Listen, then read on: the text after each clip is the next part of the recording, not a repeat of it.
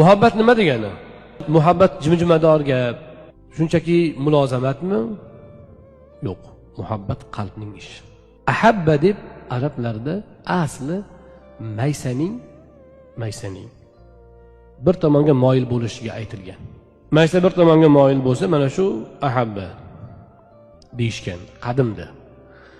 Keyin kishining qalbi bilan birovga moyilligini shunga tashbih qilishib, muhabbatni ahabba fe'li bilan ifoda qilishgan.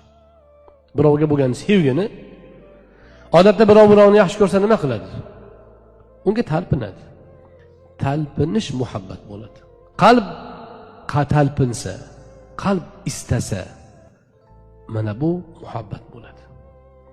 Mo'min musulmon odam, mana u odam musulmon desa, mo'min desa, shunga qalbi ana shunday moyil bo'lish, ana shunday unga talpinishi bilan u keyin unga muhabbatli hisoblanadi. Va shunda u mo'min bo'ladi.